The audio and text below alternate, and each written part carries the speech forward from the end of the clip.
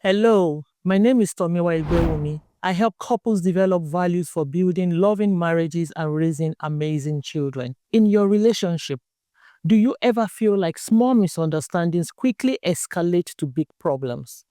They don't have to. Whether it is unresolved conflicts, life taking its toll, growing apart, knowing how to navigate them can make all the difference. Today, I will share with you actionable tips to manage rising tensions and prevent avoidable rape. Tip 1. Watch your words. Watch your words. Tip 2. Never act on assumptions, no matter the seeming indications. Before I expatiate and give you more tips, if you want to build loving and lasting marriages where you can raise responsible children, my book titled Together will give you relatable insights that you can apply on a daily basis. Order now and take the first step toward a stronger and happier marriage. Now let's dive into managing rifts and tensions in your marriage. I said, watch your words. Refrain from speaking terrible words that can cause irreparable damage. Words that break down confidence and self-esteem of your spouse, like unwelcomed and ridiculing jokes. The kind of words that amplify their insecurities. For example, you may be a couple that is trying to conceive, and your wife has gone through a number of miscarriages.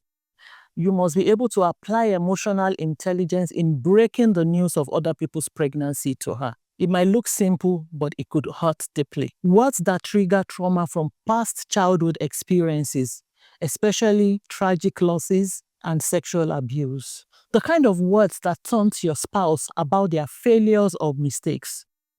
For example, you have a spouse who is trying to get a professional certification for career growth.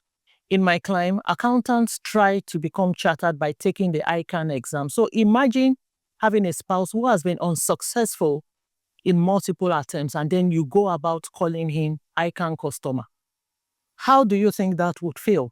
So please refrain from such. The kind of words that reawakes past conflicts, bringing up scenarios just to justify their faults. Shy away from such kind of words. Number 2. Never act on assumptions, no matter the seeming indications. Always give benefit of doubt. Allow an explanation even if you have proof of wrongdoing. Do not act in anger for better objectivity. Be slow to speak so that you have ample time to collate facts and get more perspectives so that you don't end up apologizing for wrong judgment. Number 3, keep an open mind. And I will share the areas where you need to do that. In the area of personal growth, a good example is asking a nursing mother and clubbing or a nursing mother and night vigil to mix together. It doesn't mean they don't care about your interests. They are just trying to adapt to times and seasons. Another area is new aspirations towards new opportunities or career growth. It could even be for personal fulfillment or their way of dealing with burnout on their current jobs. Objectively understanding why they need to make this change will go a long way, rather than trying to encourage them to hold on to the status quo out of fear of the unknown. You also need to keep an open mind when it comes to differences in religion, culture, and upbringing. Deal with your spouse on their own merit and avoid leveraging on myths and stereotypes. Stereotypes like Ekiti people are stubborn, Ijebu people are fetish or stingy. Is your spouse really like that? I remember my late mom, who was a seasoned nurse, telling me that in our generation, the baby boomers generation, nurses were generally stereotyped as being promiscuous or pro-abortionist. Well, she ended up having 5 of us. So approach matters with curiosity rather than being judgmental. Keeping an open mind will foster your teamwork. Number 4, pray. Yes, pray. Because it can help you reduce feelings of hurt or disappointment. Praying can help you reduce the desire for retaliation or revenge. The 5th way you can solve problems in your marriage is by seeking counsel, goodly and godly counsel. I say goodly counsel because when you get badly counsel, it can worsen your problems. So while godly counsels can shorten the period of the problem, some matters require getting advice from counselors, therapists, older or trusted persons because of their years of experience. You can also get counsel from people who already have the results you desire. Ensure that the counsel is unbiased and will bring you solutions, not more problem.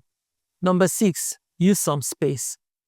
You can step away for some time to de-escalate volatile situations. It is a sign of strength and control, not weakness or cowardice. Take some minutes or hours off until the matter subsides. Also, you can stay away longer if abuse is involved until there's a resolution or a safe decision is made. And in a situation where you cannot step out for some space, consider using some control techniques like practice breathing control to manage rising tempers and emotions. Clench your fist to resist launching a physical attack. You can count down from 15 or 10 to block out the source of the tension. And you can pray under your breath. Comparing your spouse or marriage with other people's own is a recipe for disaster. Don't do it.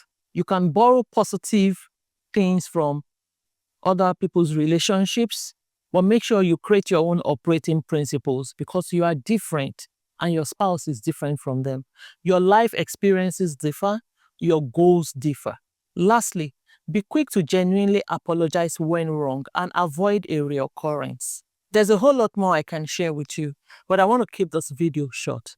So make sure you order the book together so that you can move forward in raising a loving marriage and raising beautiful, amazing children. You will also get a free downloadable resource on how to evaluate your relationship so that you can work on it as you grow along the way.